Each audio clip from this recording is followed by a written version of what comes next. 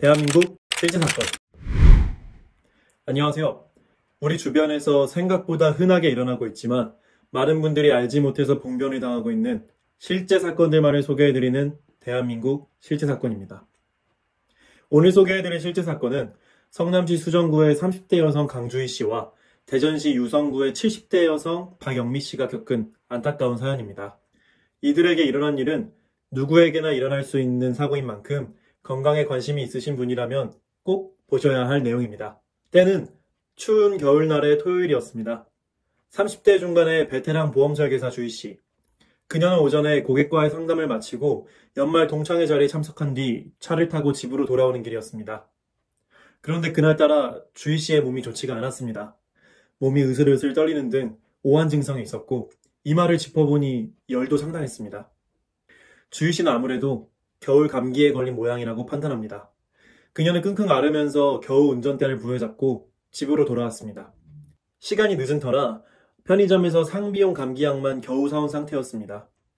더군다나 이미 주말인 터라 병원에 가려면 응급실에 가야만 하는 상황이었습니다. 주희 씨는 고작 감기 정도로 응급실까지 갈 필요가 있나 하는 생각에 참아보기로 합니다. 하지만 주말이 끝나고 출근 날이 되도록 감기 증상이 호전될 기미를 보이지 않습니다. 결국 주희 씨는 회사를 하루 결근하고 병원을 찾기로 합니다. 주희 씨는 동네 내과에서 감기약을 받아왔고 그날도 별수 없이 요양을 해야만 했습니다. 하지만 그날 밤 주희 씨는 의식을 잃는 쇼크 증상을 보이며 거실에서 쓰러지고 맙니다. 아무 말도 알아듣지 못하는 완전한 혼수 상태였습니다. 깜짝 놀란 남편이 그녀를 앰뷸런스에 태워 응급실로 데려갔습니다. 그런데 이게 웬일일까요? 의사가 어떻게 주희 씨를 치료해볼 겨를도 없이 순식간에 숨을 거두고 만 것입니다.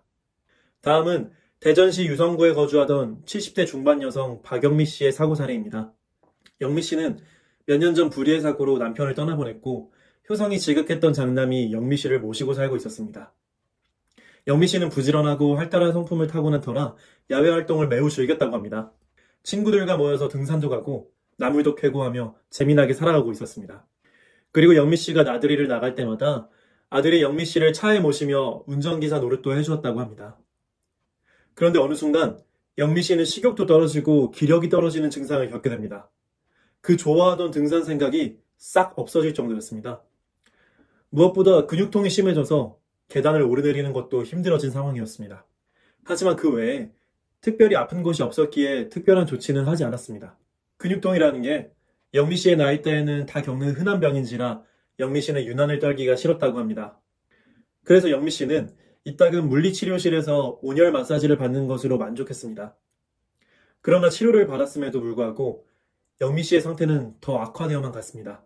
심각할 정도로 식욕이 떨어지고 근육통과 함께 빈번하게 미열이 올라오고 있는 상황이었습니다. 어머니를 걱정하던 장남이 병원 한번 가보셔야 되지 않겠냐고 권유를 합니다. 하지만 영미 씨는 완고하게 거절합니다.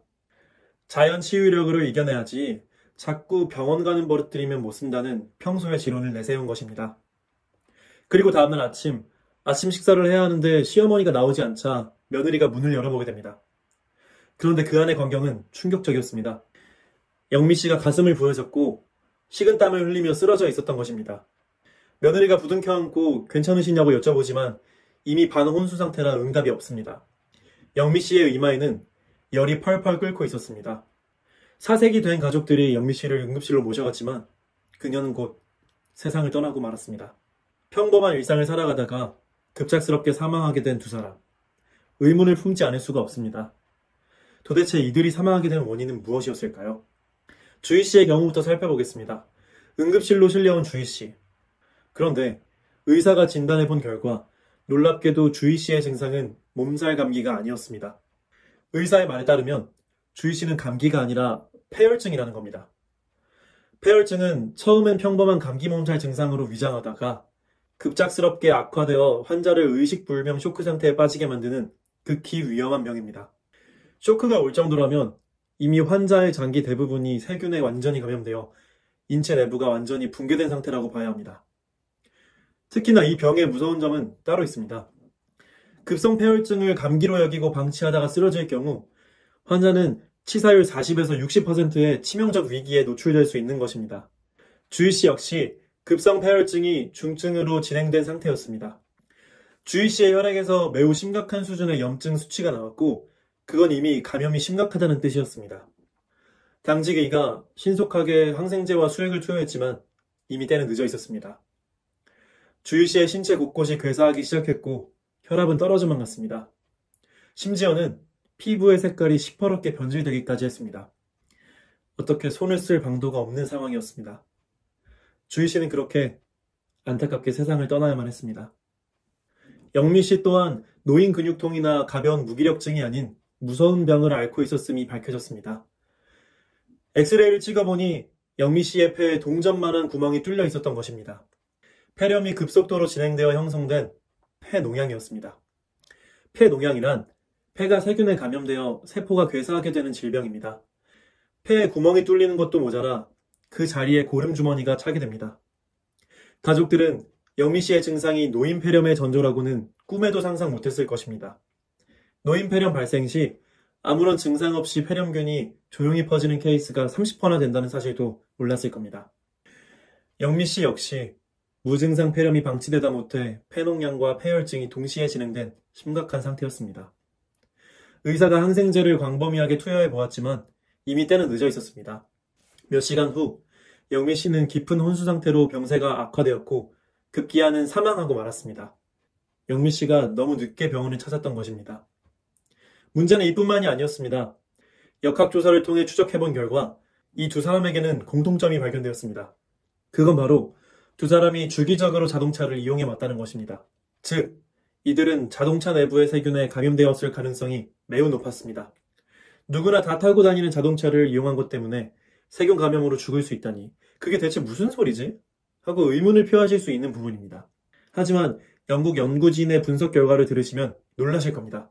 영국의 한 연구소에서 발표한 조사에 따르면 자동차 내부에서 화장실 변기의 27배가 넘는 수치인 850종이나 되는 세균이 발견되었답니다.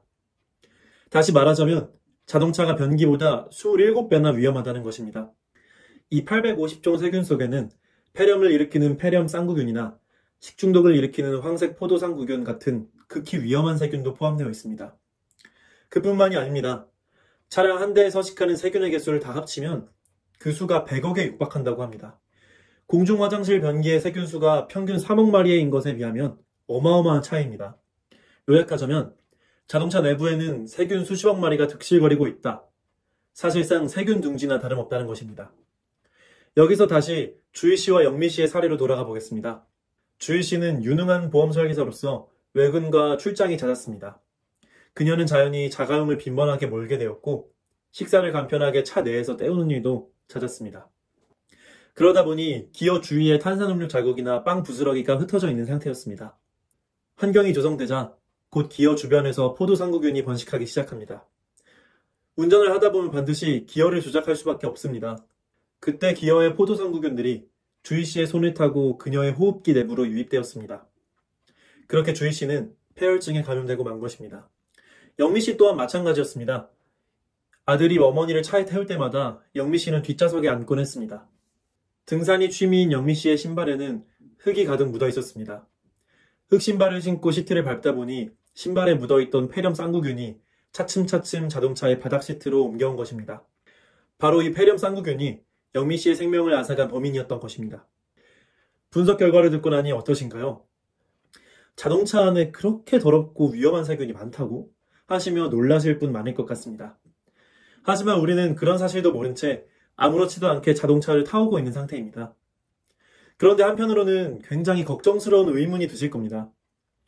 그렇게 차량 내에 세균이 많다면 이렇게 무방비하게 차를 타면 안 되는 거 아닌가? 하고 생각하실 수 있습니다. 맞습니다. 적절한 조치 없이 타기엔 굉장히 위험할 수가 있습니다. 하지만 저희가 알려드리는 예방 조치를 실시하시면 세균 감염의 위험을 극적으로 감소시킬 수가 있습니다. 지금부터 저희가 최대한 안전하게 차를 타실 수 있도록 예방법을 소개해드리도록 하겠습니다. 총 3가지 방법을 알려드리겠습니다.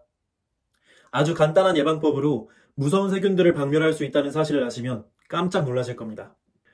먼저 첫째로 날씨 좋은 날에 차를 태양 아래 야외에 내놓고 햇빛을 쏘여주시는 것만으로도 대부분의 세균을 태워 죽일 수가 있습니다.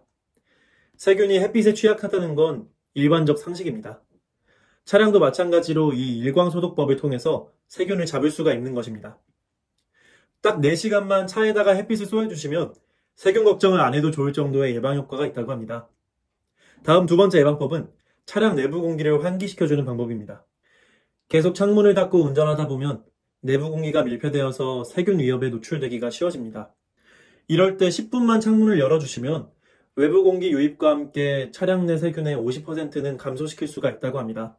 세 번째는 히터 내 항균 필터를 교체하는 방법입니다. 자동차 히터는 차량 내 세균 오염의 주범격인 존재입니다.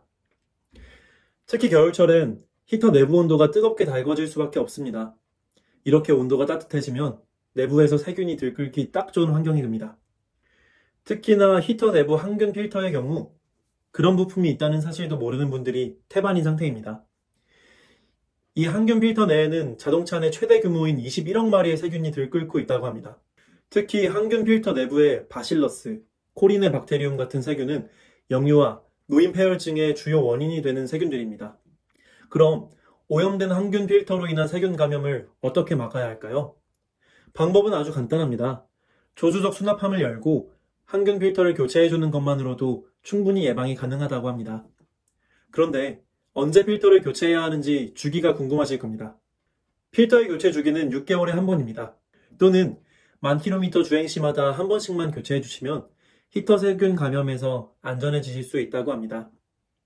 이렇게 항균 필터를 교체해 주시기만 하면 바실러스균 같은 끔찍한 세균 걱정에서 해방되는 것입니다.